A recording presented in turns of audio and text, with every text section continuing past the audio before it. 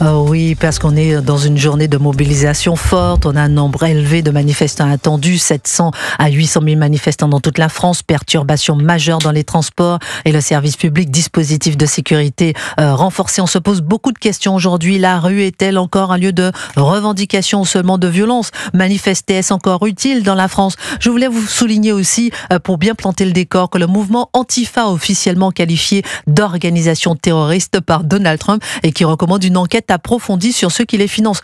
Pourquoi pas ça aussi en France? Alors, beaucoup de questions sur la casse, sur les mobilisations, sur les policiers. D'abord, avant de prendre Marie dans un instant en ligne, et Edith qui nous ont appelé à toutes les deux, l'une à Paris, l'autre de l'Hérault, on aura Geoffroy Clavel. Geoffroy Clavel, vous êtes fondateur d'un petit groupe de bars-restaurants à Lyon, entrepreneur depuis l'âge de 20 ans, vous êtes vice-président de l'UMIH 69 à Lyon, et j'ai été interpellée par des mots que vous avez postés sur les réseaux sociaux pour dire que même si il y a manifestation, même si il y a mobilisation, moi, je ne veux pas fermer. Dites-nous pourquoi.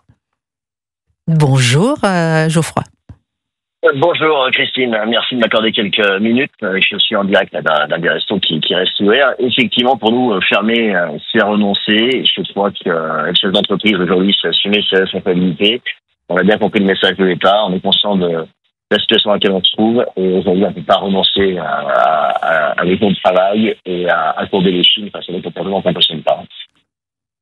Oui, vous voulez pas, effectivement. Et c'est intéressant parce que on touche avec vous du doigt la difficulté de pouvoir effectivement manifester, mobiliser, faire entendre sa voix et en même temps tenir la boutique. Alors, après, il y a une question d'exemplarité et oui. Aujourd'hui, je pense que les collaborateurs comprennent qu'on peut redistribuer de la richesse que l'on crée. Et aujourd'hui, fermer, c'est pas créer de la richesse, casser, c'est contribuer à appauvrir des gens, les entrepreneurs qui n'ont rien demandé. Donc, je ne vois pas en quoi le message peut être bien perçu de cette manière-là. Vous dites dans le texte que j'ai retenu sur les réseaux sociaux, non, le travail ne tue pas, le travail est le meilleur remède contre les maux de cette société, pas de storytelling, bullshit, juste une équipe qui a foi en la vie et confiance en soi. Dans nos établissements, les salaires sont lissés au maximum, les montants sont connus par tous. Bref, vous faites l'ode au travail.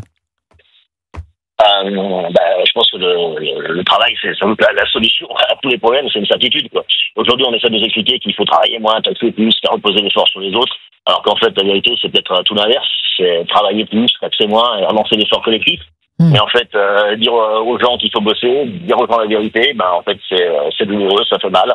On préfère leur faire un petit câlin sur les cheveux, comme une petite maman là qui fait son fils dans un bateau tout cool parce qu'elle a fait le pied dans la coque et puis en fait son comportement, elle a l'impression d'apaiser tout alors qu'en fait elle n'apaise rien, quoi. On ne prend pour des cons. Alors on nous prend pour des cons. Alors qu'est-ce que vous souhaitez vous pour cette journée? Qu'est-ce qu'on peut vous souhaiter pour cette journée? Très clairement, aujourd'hui, pour cette journée, je pense qu'encore une fois, on a l'impression qu'on va donner le micro au pyromane et qu'on va encore écouter que ce qui ne va pas. Aujourd'hui, il y a plein de gens qu'on n'entend pas, qui bossent, qui font tourner le pays et qui veulent prendre part à l'effort collectif. Et la solution est peut-être là. Il y a peut-être pas le bol de prendre des poids d'économie par des gens qui comprennent rien à rien. Monsieur Coquerel, c'est pour toi. Et puis, changeons un petit peu le logiciel. Aujourd'hui, le modèle ne peut plus supporter des réglementations du siècle dernier. Expliquons-le clairement aux gens et laissons la parole à des gens qui ont fait un peu de valeur, qu'on change de responsabilité et peut-être qu'ils seront un peu plus motivants pour qu'on les suive et qu'on adhère à la proposition. Merci Geoffroy Clavel, coup de gueule sur Europe 1 de ce vice-président de l'UMIH 69 à Lyon, fondateur d'un petit groupe de bars-restaurants à Lyon. Il travaille depuis l'âge de 20 ans. Il dit voilà, les élites ne comprennent pas, nous on est sur le terrain, laissez-nous travailler, on veut travailler. Alors on va avoir Marie en ligne qui nous appelle de Paris par rapport à ces manifestations. D'abord Marie, happy birthday, joyeux anniversaire. Joyeux anniversaire Marie. Oh, comme c'est gentil. On peut vous demander votre âge, ma chère Marie? Oui, bien sûr, j'ai 65 ans aujourd'hui. Oh, joyeux anniversaire. Comme moi, un beau chiffre. Merci, c'est vraiment gentil. Merci. Alors, beaucoup. Vous allez manifester, ma chère Marie? Je déplore quand même que ma journée d'anniversaire soit associée à cette journée qui va peut-être être encore une catastrophe pour la France. Il y a des bougies. Voilà. Oui. Et vous dites qu'on revendique tout, n'importe quoi, que vous déplorez, un peu comme nous disait Geoffroy Clavel qu'on avait en ligne tout à l'heure, les casseurs qui viennent un peu voler les revendications et la souffrance des Français. Mais tout à fait, Christine, parce qu'en fait, moi j'habite à Paris, donc je ne sais pas si dans toute la France on se rend bien compte en fait de l'état de nos rues, de l'état en fait des magasins, des banques. Sur le 11e arrondissement, c'est un no man's land après leur passage. Régulièrement, les gens en fait dépensent de l'argent. Oui, Bastille République sur le passage de la manifestation. Et tous ces gens en fait ont pris la rue en otage, même si nous avions envie d'aller manifester, on ne peut pas s'associer à ces gens qui vont casser, qui vont taper de nos forces de l'ordre. C'est pas possible. Moi, je suis contre m'associer à ces gens. Et puis, ils empêchent les gens de travailler. Les rideaux sont baissés. En fait, on courbe les chines, on capitule devant ces factieux. C'est quand même absolument anormal. Et puis on oublie, ma chère Marie, on oublie les revendications. C'est que vos revendications. Mais quelles revendications, Christine? Alors moi, je vais prendre l'exemple de la SNCF. C'est des gens qui nous coûtent 20,3 milliards aux contribuables, ces gens qui ont des avantages que personne d'autre n'ont dans le privé. Le privé, on travaille. C'est des gens qui vont travailler parce qu'en fait, ils n'ont pas ces avantages. Donc je prends le cas de la SNCF, mais il y en a encore beaucoup d'autres. On va prendre le service public, 4 milliards. Mais la SNCF, c'est 20,3 milliards. Vous vous rendez compte? Ils ont des avantages que personne d'autre n'a. Qu'est-ce qu'ils revendiquent, ces gens-là? Qu'est-ce qu'ils viennent revendiquer? Je ne comprends pas. Vous voyez? Donc en fait, c'est encore les mêmes qui vont payer. On va payer la casse, évidemment. Oui, plus 5% d'assurance. Voilà, exactement. Qu'est-ce que font les politiques? Il est quand même temps de se poser la question. Et la sécurité, on vit dans une période extrêmement violente. C'est pour nos enfants, pour tout le monde. Un patron, il doit la sécurité à ses salariés. On est d'accord. Monsieur Macron, il nous doit pas la sécurité. Il est où, Monsieur Macron? Vous voyez? Donc non, on n'est plus en sécurité, on n'a plus le droit de travailler. Oui, Emmanuel Macron, c'est une bonne question. Marie, merci beaucoup pour votre appel, merci infiniment. Gabriel Cluzel, quel regard portez-vous sur ce que disait Marie-Odile? On est pris en otage, la rue est prise en otage. Où est Emmanuel Macron? Elle parlait aussi des revendications. Alors moi, j'ai listé un peu les revendications que j'ai eu du mal à trouver parce qu'on les oublie. Revalorisation des salaires, refus du projet de budget 2026 de François Bayrou, défense des retraites, meilleures conditions de travail dans le secteur public, amélioration générale du niveau des classes populaires et moyennes, les pharmacies, meilleur salaire, pouvoir d'achat, voilà les revendications qu'on n'entend plus. Oui, vous avez entièrement raison, mais moi je suis frappée de voir le désarroi de cette France du petit matin qui construit tant bien que mal face à cette France du grand soir, je ne sais pas si on peut encore l'appeler la France en tout cas d'ailleurs, et qui détruit tout. Mais comment on peut supporter ça? Moi quand je lis des centaines de black blocs sont attendus, mais comment ça on les attend bras croisés? On dit juste aux commerçants barricadez-vous et aux assurances vous n'aurez qu'à augmenter vos primes, c'est Nicolas Clivet. Me dites pas qu'on peut pas les arrêter, c'est pas vrai.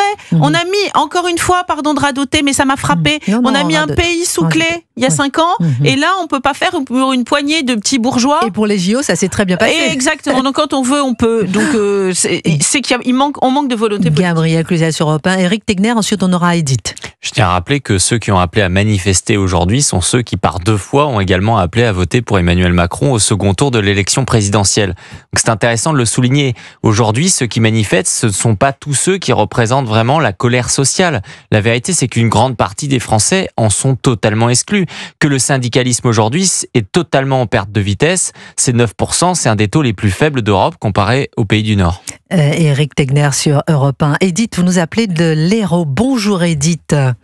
Oui, bonjour Christine. Je suis contente de vous avoir au bout du fil. Ah, moi aussi. Je suis contente de vous donner la parole, ma chère Edith. Alors, vous dites que c'est inadmissible qu'on s'en prenne à la police lors de ces manifestations.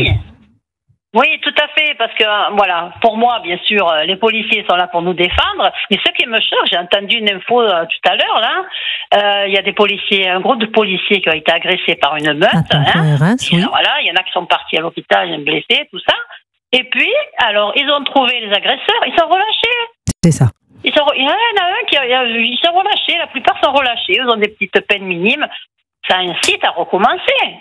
Ils sont. Moi, je comprends pas, là. Je me dis, mais qu'est-ce qui se passe? Et ce sont eux qui nous protègent. Ils sont relâchés le jour même où ils sont, où les policiers sont mobilisés. Vous voyez, il y a personne qui les défend au-dessus. Et moi, je vois, par exemple, quand je regarde aux États-Unis, c'est peut-être trop, mais personne n'agressera un policier américain.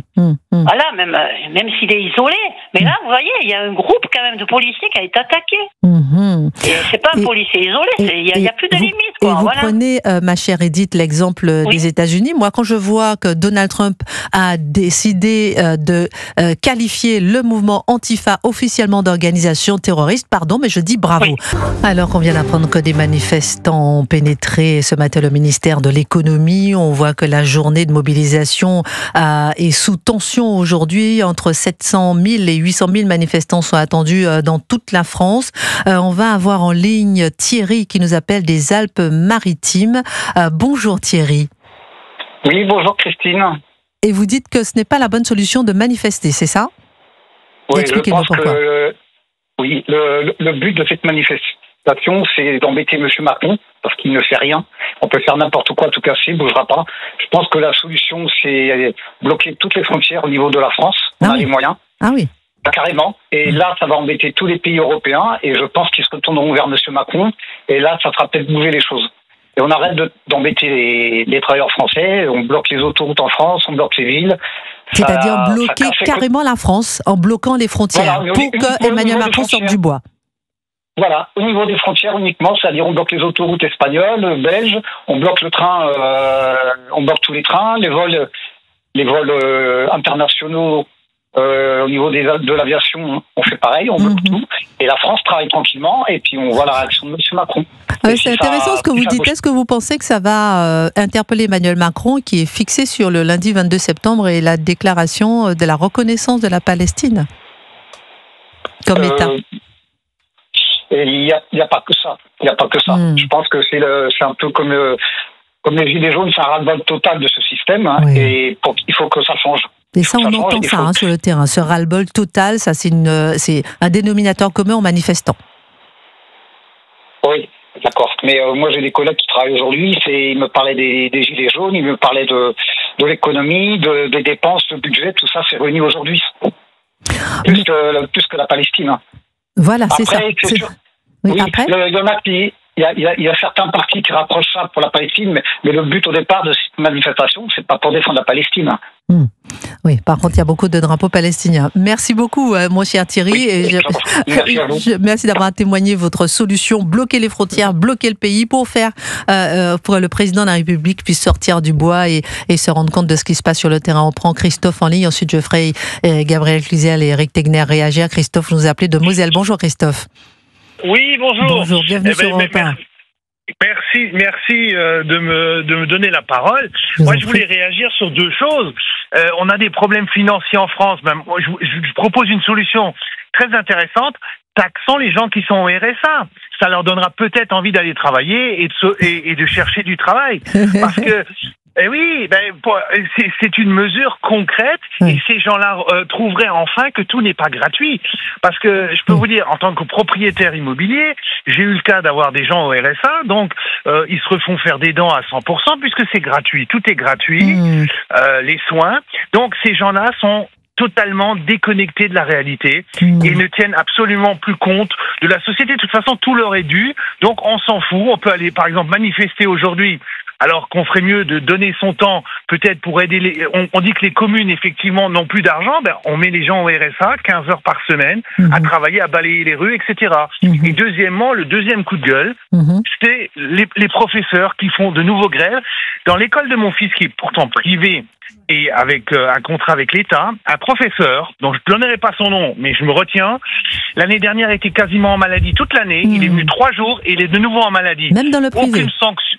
Même dans le privé, oui, parce que c'est sous contrat avec l'État, donc il y a des professeurs qui sont en contrat avec l'État, qui sont dans cet établissement.